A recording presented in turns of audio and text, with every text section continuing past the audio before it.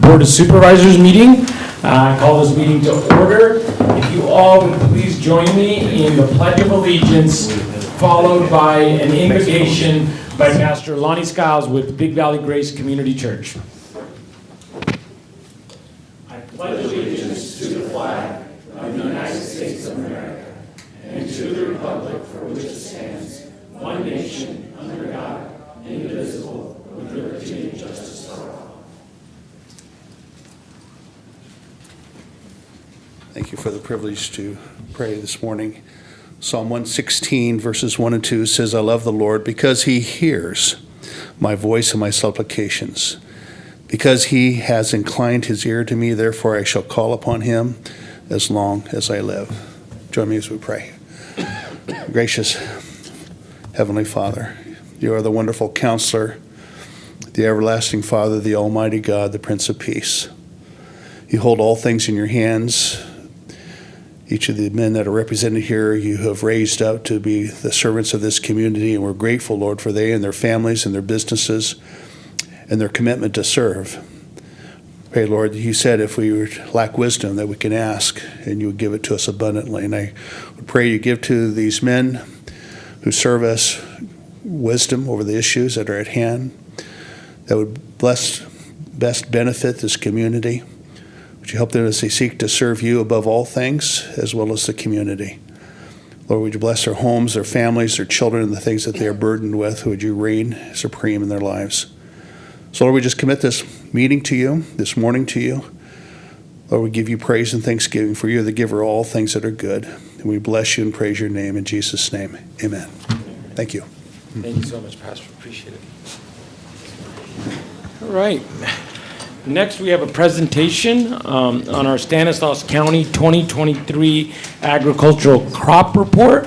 And conducting the presentation will be our Ag Commissioner, Linda Pinfold. Good morning, Linda. Hey, good morning. We're going to need just a moment. All right, we good?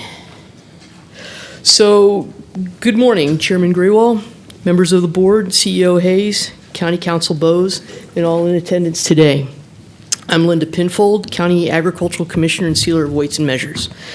We are excited to present to you this morning the 2023 Stanislaus County Agricultural Report, recognizing the resilience of our agricultural economy in the county. Before we get into the report, I wish to express my appreciation to the county's agricultural producers, industry representatives, and public agencies, to the Stanislaus County Farm Bureau and the UC Cooperative Extension for providing data, photos, and information that we use for this report. I also want to recognize and thank our dedicated crop report team. We have Carrie Boffman, Melissa Lovett, and our in-house artistic talent, Cassie Costa. Also, who's not with us today is Amy Lomelli. I feel like I've got the best crop report team I've ever gotten to work with. So I want to go ahead and jump into the numbers now. So Stanislaus County commodities are valued at $3,366,082,000 for 2023. This is a decrease of $360 million, or nearly 10% from the 2022 value of $3.7 billion.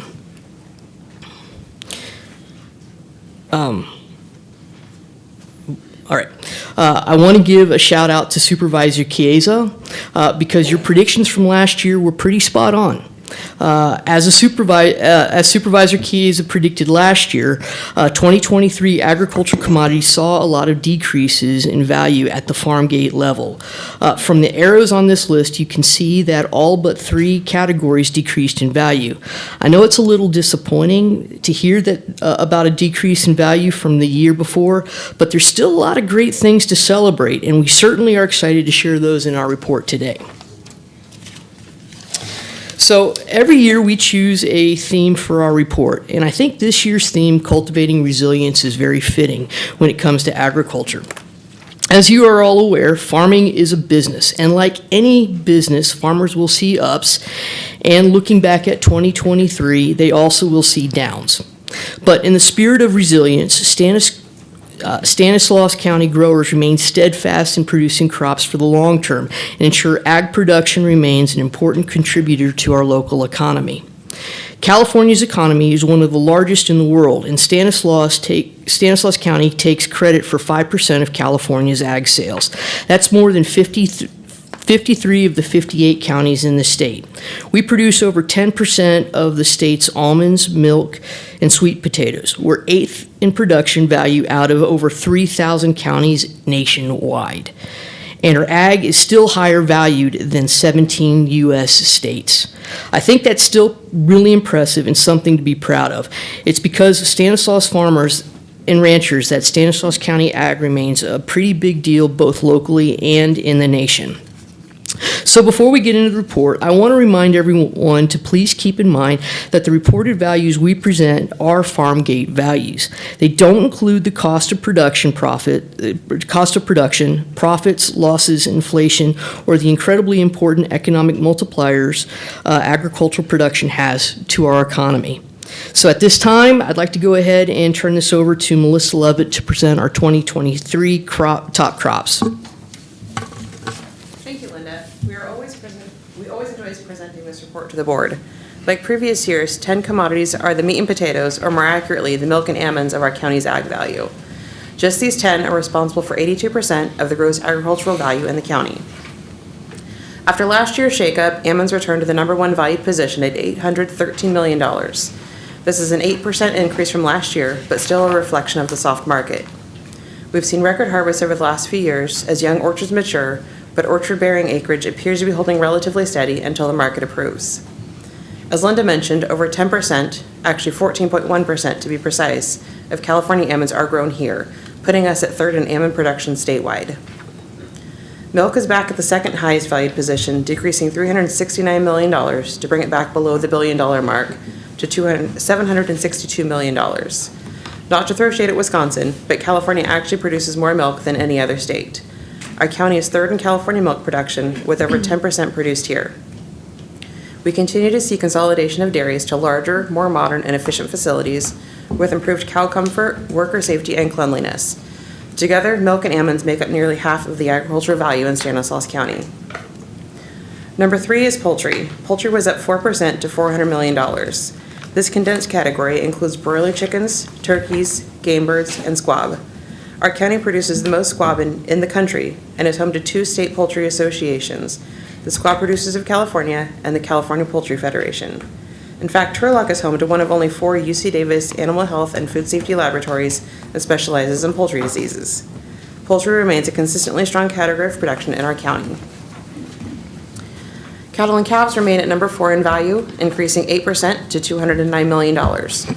More dairy went to beef as beef prices rose and milk prices lowered. Replacement dairy heifer prices were stable. A testament to our strong beef and dairy industry, cattle and calves has been our 4th highest valued commodity for at least the last 8 years. Fruit and nut nursery products continue to be number 5 in value for our county, despite decreasing 16% to $29 million.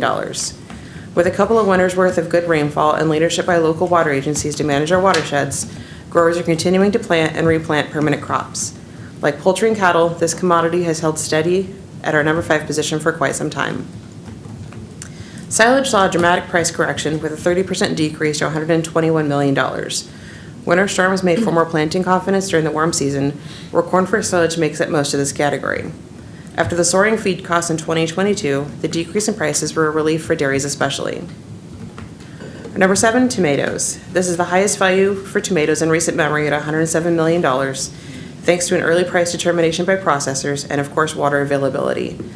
Even though a wet spring delayed planting, 1,700 more acres were planted in Stanislaus County in 2023 than 2022. Pollination returned to its historically regular position at number 8, despite a drop in value of $4 million. It's estimated that a whopping 90% of the nation's honeybees come to California for almond pollination season in late winter. The stormy winter and early spring made placing hives difficult in some locations. Days warm enough for bee flight were somewhat hit and miss, but when bees were able to fly, hives were able to grow with a strong almond bloom and plenty of wildflowers, cover crops, and flowering weeds that sprung up due to the wet winter. Number 9, I'm pleased to say, and Supervisor Casey, you'll be happy to hear, that walnuts returned to the top 10 this year. Our number 9 commodity increased in value $13 million. Yields and quality improved this year from the 2022 heat-damaged crop, and prices were better due to less carryover from that year. We are still seeing orchards removed and a reduction in plantings due to the soft market and global competition. Introduced to the top 10 last year, eggs decreased from the number 8 to the number 10 position. This industry is still struggling with flock reductions due to avian influenza, which has hit laying facilities particularly hard. Simply put, fewer eggs were produced. Even as those top 10 commodities carry over 80% of our county's value, almonds, milk, and poultry are the powerhouses with nearly 60% of the value. We still have more than 40 commodities individually valued at over $1 million each in 2023.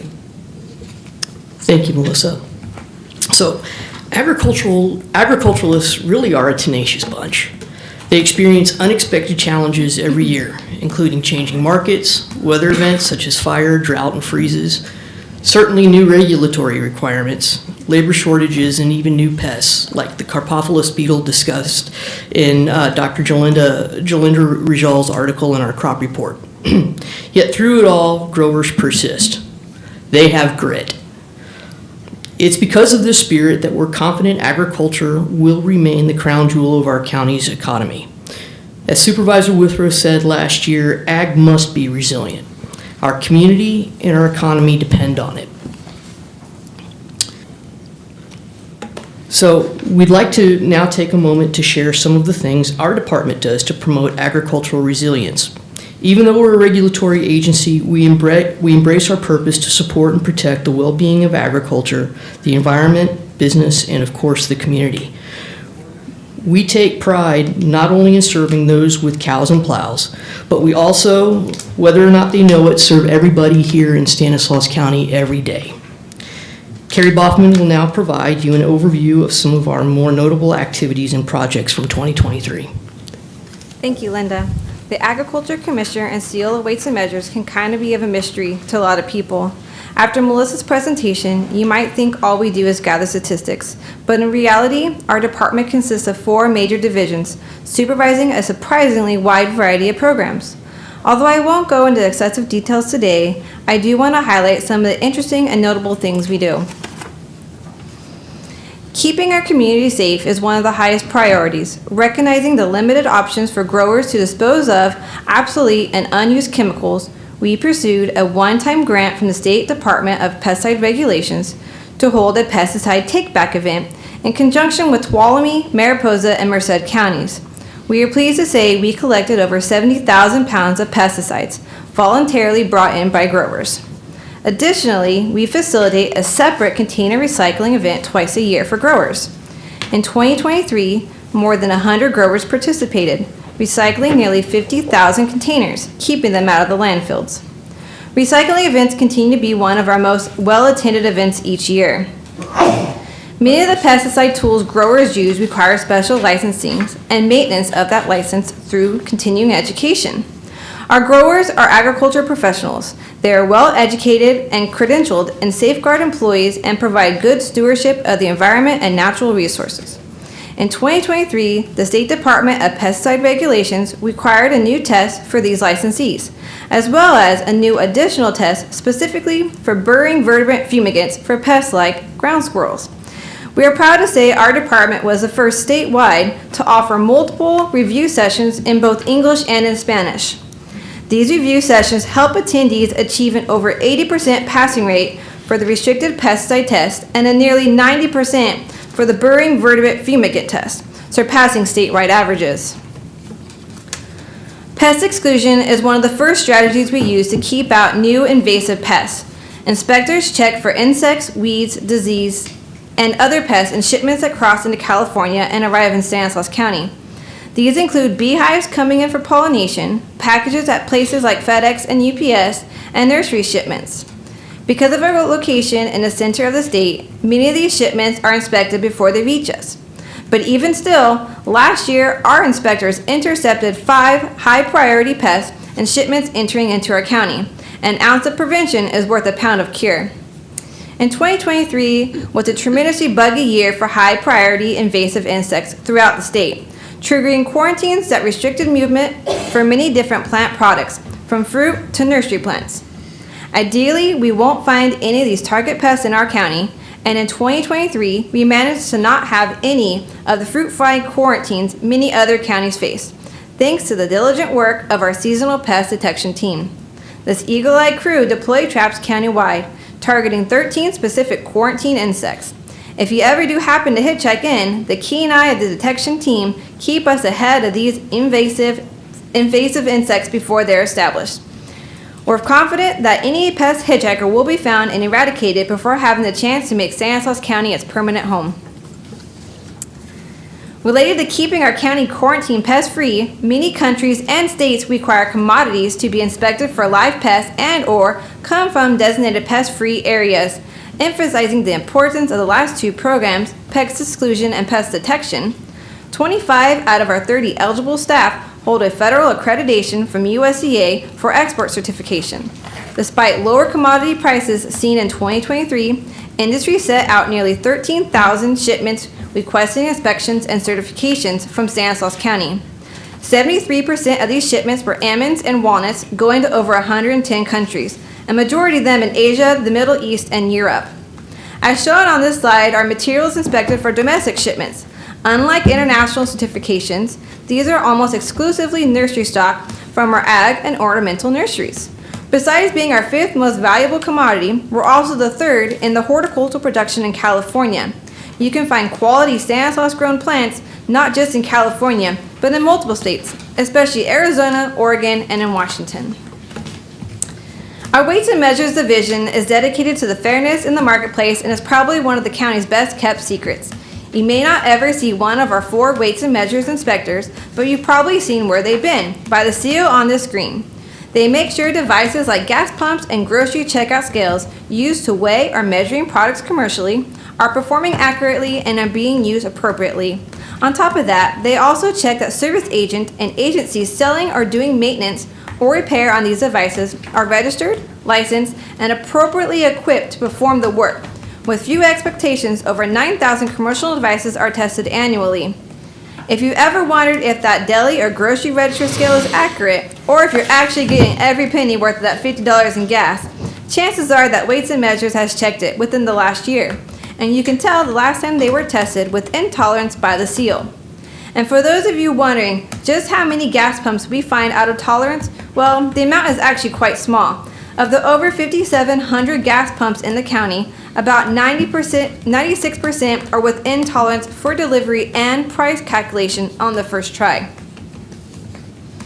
Our department is also tasked with programs that the average consumers don't even think about. For instance, most people don't know that counties inspect certified farmers markets, or that there are standards for seed labels and the quality of those seeds, or that cantaloupe sold in California have a minimum for how sweet they must be and the standards for the containers they are sold in.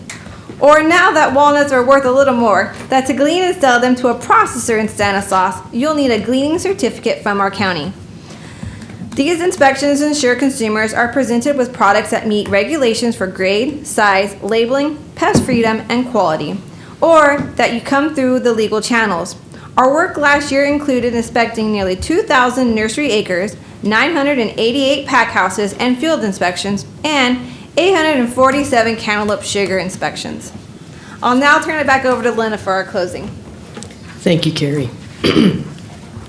So, as you can see, our department regulates a wide diversity of industries, some of which you might not initially think of when you think of agriculture and weights and measures. And as I said, we're here to serve our community. I think this presentation shows that we mean that sincerely. I'd like to add that we've included a great resource for growers on the last 2 pages of our report. Every year since 2005, Stanislaus has experienced some weather-related disaster or crop loss. In 2023, we had disaster declarations for both freezing and for flooding. On the back page of the crop report, you'll find resources we've supplied for growers experiencing disaster damage. Several county agencies are listed, as well as our office.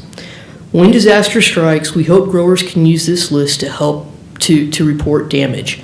Reporting damage is incredibly important to assess losses and provide assistance, prevention, and/or mitigation services in the future. It's also important to mention that we encourage growers to contact us to report their losses so that we may be able to gather the data that's needed for possible declaration of crop loss.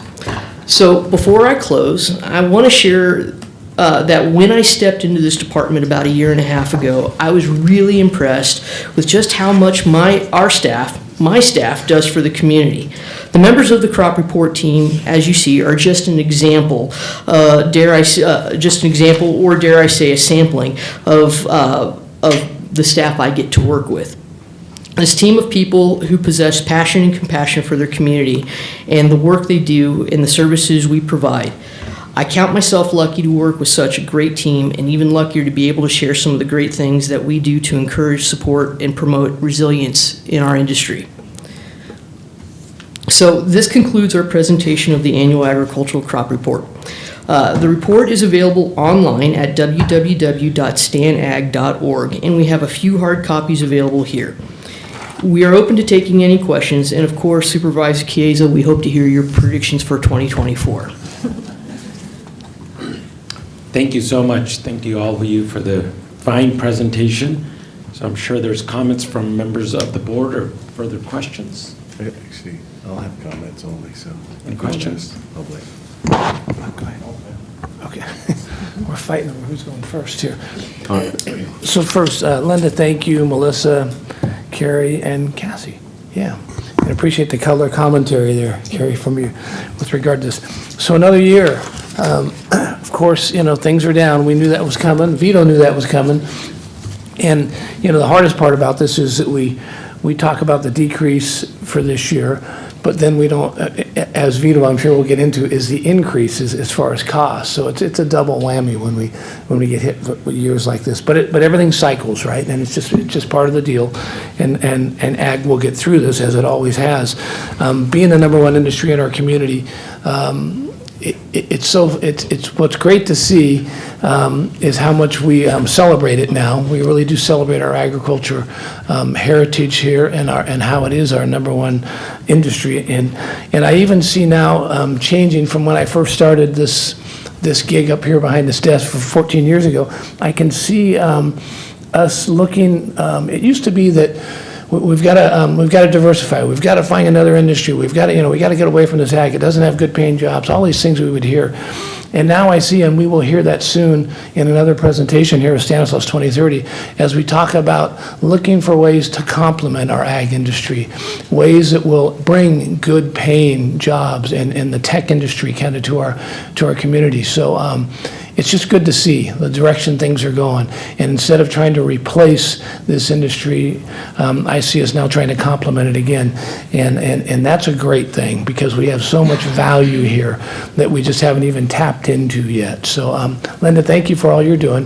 Appreciate all the hard work and all of you guys for your hard work. And thank you for this report. Thank you. Commissioner, thank you so much for the report today. We appreciate your staff and all the data that is being shared. And we absolutely want to celebrate the numbers and our ag economy. And as it grows or decreases, come up with solutions to meet these challenges that we face on a yearly basis. Something that I did notice, though, is the lack of representation as far as our farm workers in the report. And maybe that's something we can work towards for next year.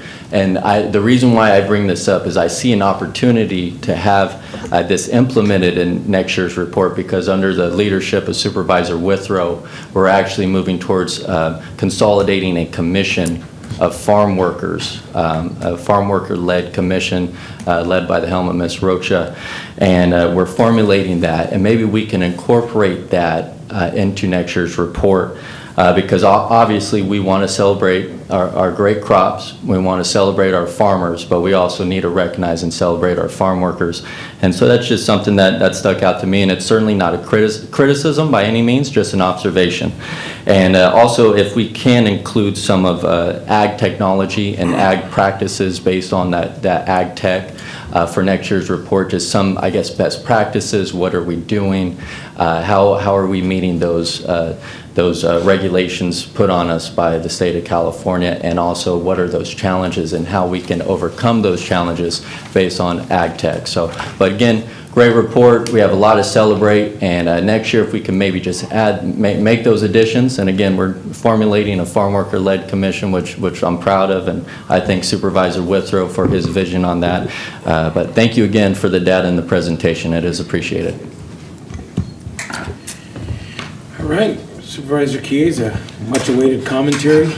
I don't know that it's awaited, but, okay, so first of all, we always need to go back and thank our forefathers who decided that they could run water from up in the hills, gravity flow all the way down to the San Joaquin River. I think that the reason ag has been so important here in Stanislaus County, it's really because of the irrigation districts. I just was trying to write down all the irrigation districts. Not all of them have the best water rights, but TID, MID, OID, everyone knows them. CCID, Patterson Irrigation District, West Stanislaus, Western Hills, Del Porto, El Soyo, Oak Flat, Rock Creek Water District.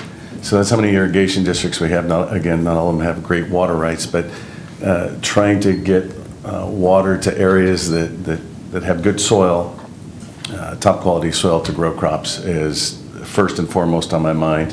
And it's really allowed, which I love the resilience being in this year's title. And the reason that's important is because when times are tough, which they've been generally tough across, very rarely do you have it across all commodities, but generally it was pretty bad for the last couple of years and all commodities.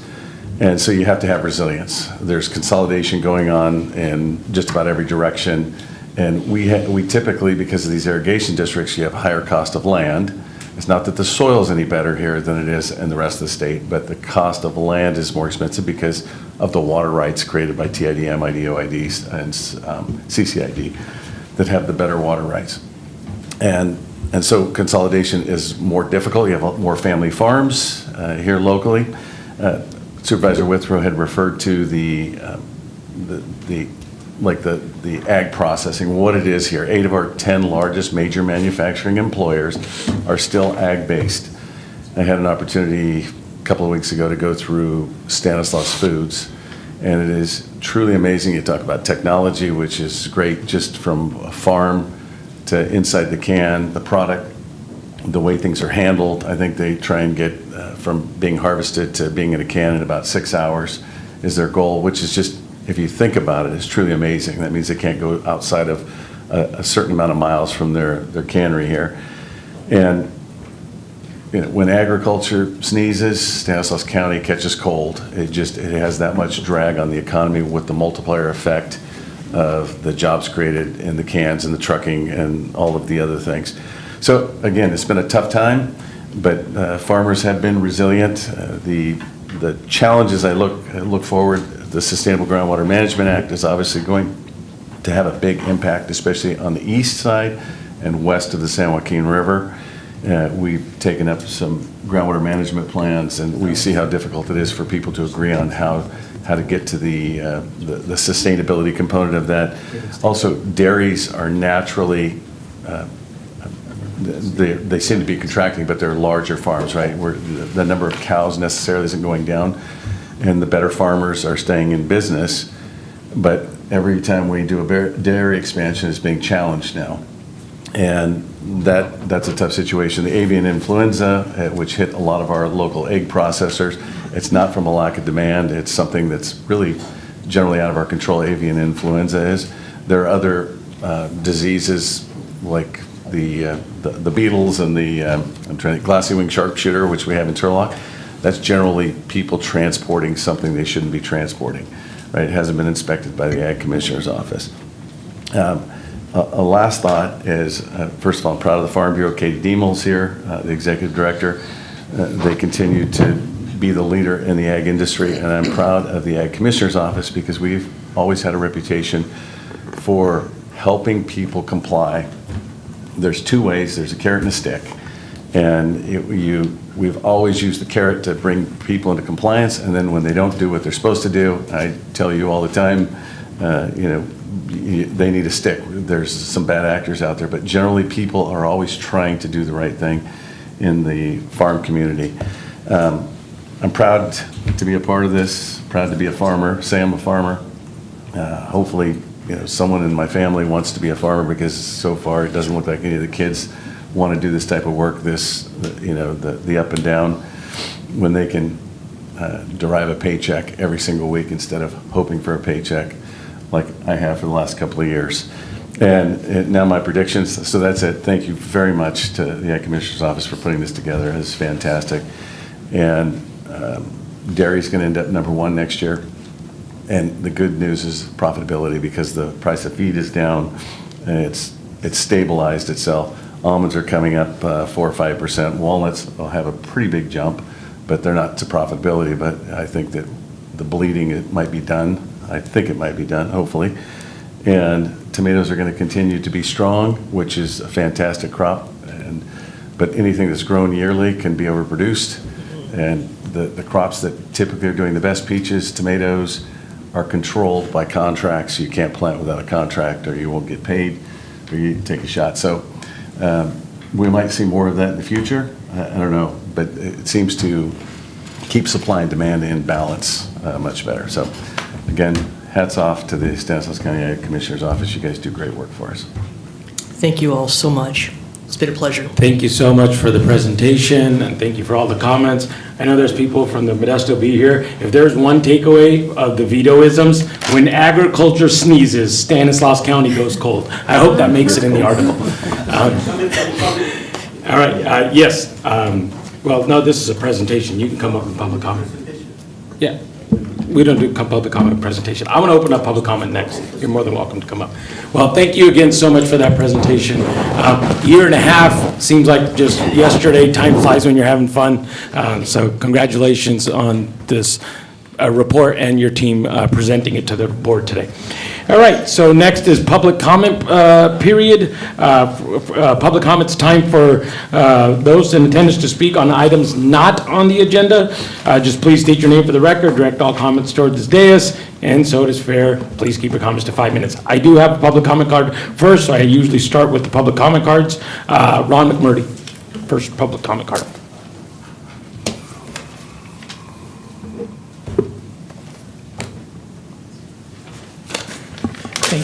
Thank you, Mr. Chairman, members of the board. Ron McMurtry here.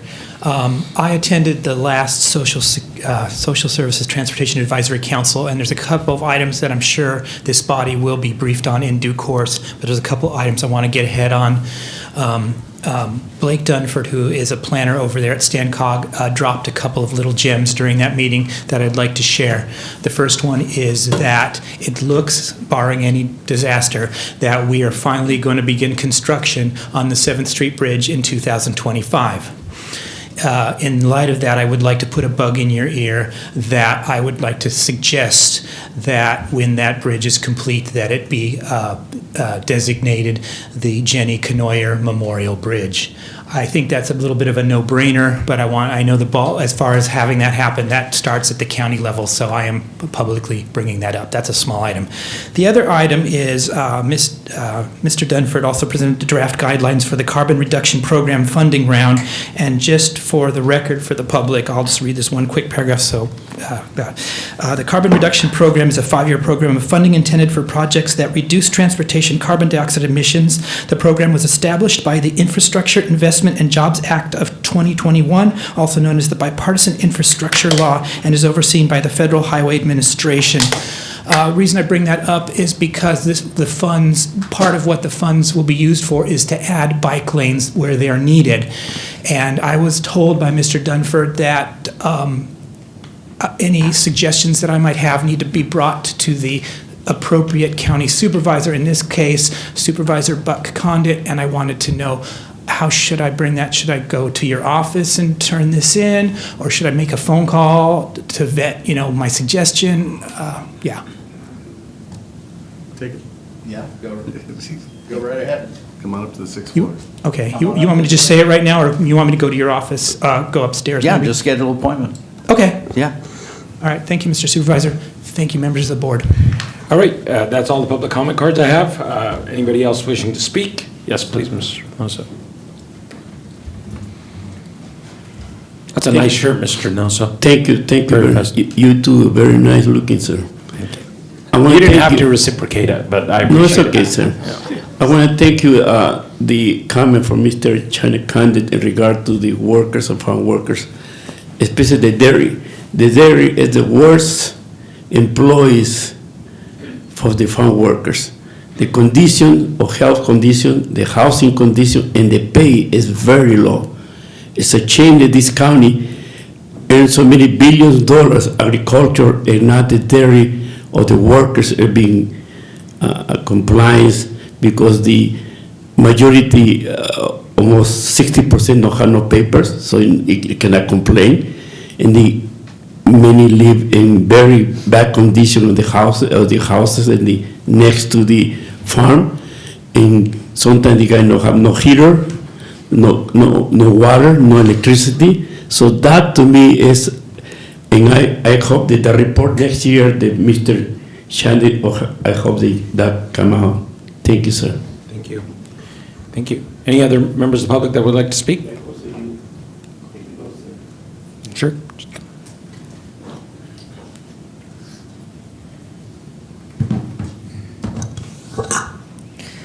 Carla Arias, and I echo what Miguel Donoso said to Supervisor Condit. We really appreciate that. Yeah, I have comment about the 2030 Stanislaus County Agriculture Report. It does celebrate our growers, which, I'm proud of, being born and raised here, and my parents being farm workers for a long time. But it is troubling that there was no mention of our field workers, the laborers that work in silence, often under grueling conditions, has been said, and we should also be talking about them. I don't think that we should wait until next year. I will be reaching out to the Ag Commission to get that data.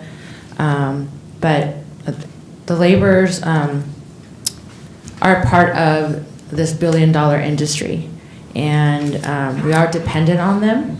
The ranchers, the growers, many of you. Without these workers, the industry would not survive, and I know you're already looking, there's not enough of them because they're going to the Bay Area to get higher paying jobs and work in construction. The other things I want to bring up are the health risks faced by farm working families. Stanislaus County is routinely exposed to pesticides, which we know was talked about. And they're linked to higher rates of cancer, such as leukemia, non-Hodgkin lymphoma, and lung cancer. Studies show that farm workers face up to 30% increased risk developing these cancers compared to the general population. They suffer other things like respiratory issues, leading to chronic respiratory problems, and are in constant risk of heat-related illnesses due to the long hours they spend working under the sun. These workers do not have adequate access to health care, meaning the conditions like asthma, heat stress, and even mental health challenges often go untreated. And it's alarming that despite the contributions to our economy, these workers cannot afford access to basic health services, including cancer screenings or mental health support. These are not just health statistics, they represent the human cost of our agricultural success. The people who harvest our crops and maintain our orchards are paying with their health, and in some cases with their own lives. Yet, these workers remain invisible, their health needs unmet, and their contributions unrecognized. As we celebrate the economic achievements of our agricultural sector, let us not forget who are making the greatest sacrifices. We must ensure that these workers are given the recognition they deserve and the health protections they so desperately need. I urge this Board of Supervisors to take action by including a comprehensive plan to address the health and safety of farm workers in future agriculture reports, and also by advocating for better healthcare access for these vital members of our community. Again, I want to recognize that the true measure of our agriculture success is just not by the profits that we generate, but in how we treat the people who make these profits possible. Thank you.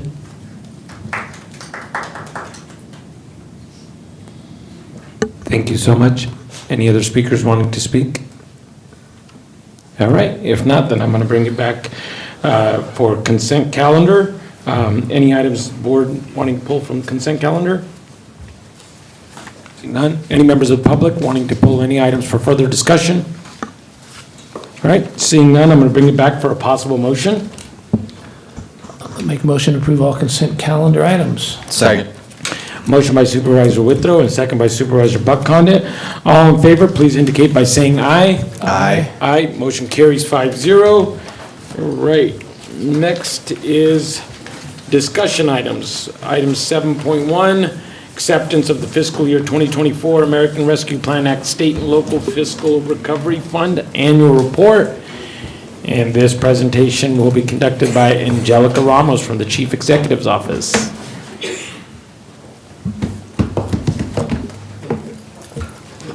Good morning. Thank you so much. I'm also joined by Talia Valdivia from our office, management consultant, and our administrator for ARPA funds, reporting, handling all reporting to Treasury. Okay. All right. So we bring up our presentation here. So back in 2021, the county received $107 million from the American Rescue Plan Act funds. We brought an item to the Board of Supervisors back on March 28th of 2023 to establish the spending plan for that $107 million. And as you can see in those brightly colored bubbles right beneath, you've got the dollar amounts dedicated to each one of the categories, from economic development, community development corporation, supporting families and individuals to access resources to recover from the pandemic, and community infrastructure funds, as well as some revenue replacement funds that we booked and some administrative support that was set aside.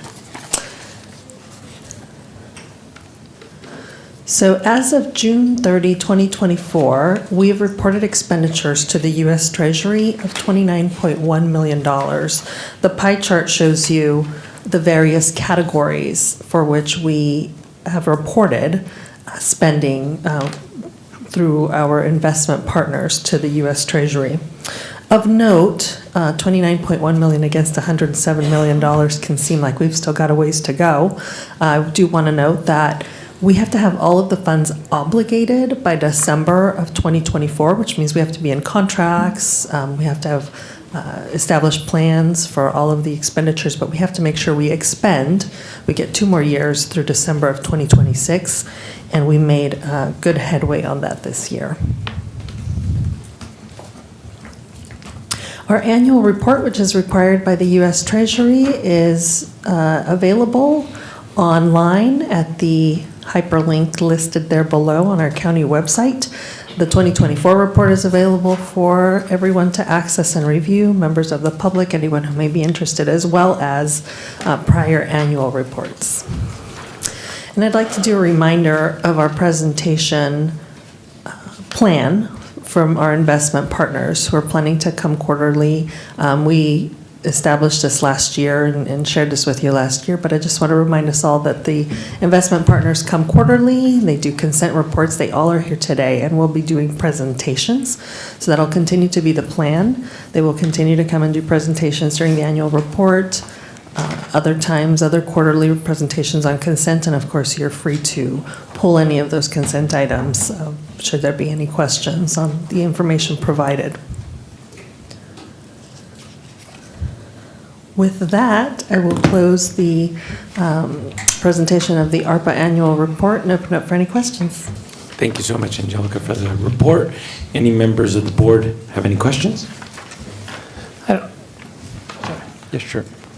No, not a question, just a comment. Just as you look at back that one chart, the 107 million chart, if you really look at this and to see where the 107 million is going for the most part, and I know we're going to have presentations here about everything that's going on with each one of these kind of categories, but if you really the economic development, community development corporations supporting families, community infrastructure, there's 96 million there of the 107. There's 90% of this money is going towards, and the argument I would make, and I'm very proud of, is towards our disadvantaged communities and trying to raise them up and help them. So, and when you see it like this, it really stands out, and I just want to make sure that everybody else can see that that's what this is all about, and that's what I'm very proud about, what this board has done and the staff have done, is taken this money and applied it to those most in need and trying to help them raise up also, and so with these funds. So anyway, just a point I wanted to make, and thank you guys, and I thank this board for all that they've done to help move this money into the areas that are the most needed. Thank you. Thank you. Taking it out to the public, any members of the public wanting to comment on this item? Please. Thank you, Mr. Chairman. Again, this is ARPA money, right, sir? Yes. Well, it's not in Spanish, sir. And according to the mandate of any fund is supposed to receive from the federal, supposed to apply the section limiting English proficiency in regard to the people need to know what is in the plan. Especially limiting English proficiency is not being addressed. So my question is a violation of the civil right in the sense you not communicate or give access to the committee of this report. So it's a shame to not see that. And every time that we come here asking for that report, and it's still not, Mr. Hayes is still acting like he don't know, in county council too. And every contract you have with is under the compliance that you're supposed to report the limit English proficiency, how you give access to the committee. Thank you, sir. Thank you. Any other members of the public wanting to comment on this item?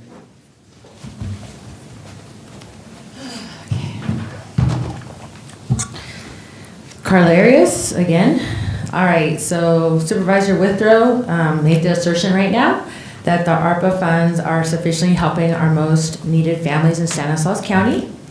I want to say that we should really talk and examine that. The data from the ARPA performance report suggests that while funds have been allocated, they are not adequately meeting the critical needs of our community, particularly our working poor. Here are some points. Number one, insufficient allocation to families in need. Out of the $106.9 million, which you have up there, 107, only 5.2 million, or about 4.8% of the total, was designed specifically for supporting families and individuals in need. This amount is grossly inadequate considering the scale of poverty of the number of struggling families in this county, which is over 50%. According to the Stanislaus 2030 initiative, over half of the county's population fails to make ends meet. These are the working poor. Given these numbers, $5.2 million is simply not enough to make a meaningful impact on the families' lives. Number two, disproportionate funding priorities. A significant portion of the ARPA funds, $55.8 million, has been allocated to community infrastructure projects. While infrastructure is important, the immediate needs and pressing needs of our low-income families who are disproportionately, a hard word, affected by the pandemic and economic shutdown have been sidelined. This disappropriation allocation raises concerns about the county's priorities and whether they truly reflect the needs of our most vulnerable population. Number three, lack of adequate skill development. Investments such as Beam Circular Industry Initiative are aimed at long-term economic growth, but fail to meet and address the immediate needs of our working poor. This initiative lacks the necessary focus on language access and does not provide sufficient skills training that would enable low-income, often non-English speaking workers to transition into these new roles. Without these critical supports, such as investments, risk exacerbating inequities rather than alleviating them. Number four, your failure to meet the Civil Rights Act. The ARPA reports fail also to meet the obligations under Title VI of the Civil Rights Act of 1964, which mandates that no person shall be excluded from participation in or denied the benefits of or be subjected to discrimination under any program or activity receiving federal financial assistance on the grounds of race, color, or national origin. Given that the ARPA funds are federal dollars, the county is legally obligated to ensure meaningful access to all services, including providing adequate language access for limited English proficient individuals. The reliance on Google Translate, an automated tool, is insufficient to meet these requirements, as it often fails to accurately convey critical information, leading to the effective exclusion of the Spanish-speaking and other LEP community members. Number 5, limited impact on our poverty alleviation. Despite these investments, the fundamental economic challenges faced by the county's impoverished families remain unaddressed. For instance, while job creation and economic development initiatives have been funded with $30 million, the majority of these funds have not directly channeled to the programs that would lift families out of poverty immediately. The focus has been more on long-term economic strategies rather than immediate relief for those who need it most. In conclusion, while ARPA funds are undoubtedly supporting various initiatives within Stanislaus County, the allocation strategy does not sufficiently prioritize the immediate needs of our most vulnerable families. The disparity between the allocation for infrastructure and the direct support in families in need suggests a misalignment between the county's stated goals and the realities on the ground. Furthermore, the failure to meet the Civil Rights Act requirements for language access undermine the effectiveness and fairness of these initiatives. It is crucial that we reassess how these funds are being utilized to ensure that they are effectively supporting those who need it the most and in compliance with legal and ethical standards. We will be sending out this to the Board of Supervisors and also to County Council to review, and also meeting with the Modesto B to talk about all these issues. Thank you. All right, any other comments from members of the public? Seeing none, I'm going to bring it back to the board for a possible motion to accept the report. Motion to accept. Second. Motion by Supervisor Buck-Condit, second by Supervisor Chiesa. All in favor, please indicate by saying aye. Aye. Motion carries 5-0. Next item is item 7.2, acceptance of an update on Stanislaus County's investment of American Rescue Plan funding to community infrastructure in County Island communities. Conducting that presentation will be Dave Lehman, from Director of Public Works.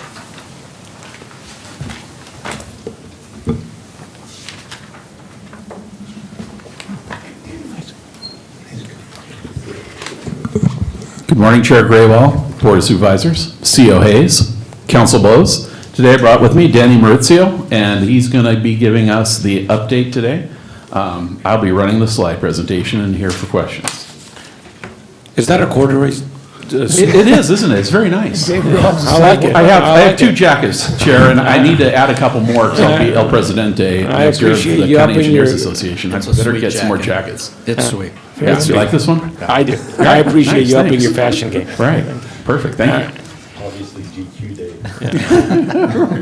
You know, I'm getting there, Tom. At any rate, we're here for an acceptance, a proposed acceptance on an update for Stanislaus County's $55.8 million investment of ARPA funding to community infrastructure in County Island communities. And I will turn it over to Danny Maurizio. Good morning, everyone. So for the last several years, Stanislaus County has been working to address infrastructure needs within unincorporated developed neighborhoods of the county. Where in August of 2011, Stanislaus County Board of Supervisors took several actions to guide infrastructure improvements and support annexation of unincorporated pocket areas to incorporated cities. The guidance saw the prioritization of sewer main lines and potable water systems, and storm drainage would be considered a second priority in areas subject to persistent standing water problems. At that time, the county had 41 urban pockets and 13 county communities. These unincorporated developed neighborhoods of the county exist countywide, and as seen on the map, a large cluster of them exist within the city of Modesto's sphere of influence. For the county to understand the magnitude of the need in infrastructure, cost estimates were developed. The cost estimates analyzed the public improvements needed for urban pockets, county communities to be annexation readiness. So if you can see, in 2019, the 41 individual urban pocket areas, a cost estimate was produced, and in 2020, the 13 county communities. Just a quick note, we've been working on this, I've been working on this, county communities and pockets, since the day I walked in the door, August 15th, 2007. And we've been working on it much earlier than that. This is a long time effort, and this was like our third or fourth round of estimates done in 19 and 20. And this was prior to ARPA. In 2021, Stanislaus County received $107 million in ARPA funds, where $55.8 million is being invested in community infrastructure. The investment to community infrastructure is to increase the quality of life, health, and safety of residents who live in the urban pockets and county communities. Here are some existing conditions of the urban pockets and county communities. We have narrow roads, no sidewalks, and we can see pedestrians and bicyclists on the road. With poor drainage, water ponds on the roadway and at times expands across the public's right-of-way, where ponding water aids in our roads deteriorating at a faster rate. So out of that $55.8 million, on August 16th of 2022, the board approved the funding distribution methodology for the initial investment of $50 million in ARPA funds. In March of 28th of 2023, the board approved the updated strategies for the use of ARPA funds where community infrastructure saw an additional $5.8 million. This brings the total investment in community infrastructure to $55.8 million. Here you can oops. What? Here you can see that the total cost at that time exceeds the amount of funds that we had received in ARPA.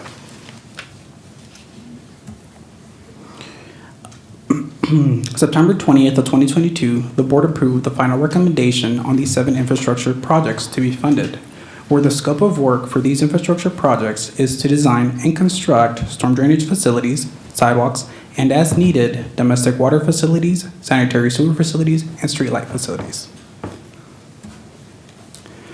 Above is a typical cross-section of what the design of the proposed improvements may look like. Below you will see the Shackleford neighborhood, which was once a county urban pocket, where the neighborhood was further improved to be annexation ready. In the image below, the improvements include wider roads, a storm drainage system, curb, gutter, and sidewalk. The idea is to bring similar infrastructure improvements to these 7 areas.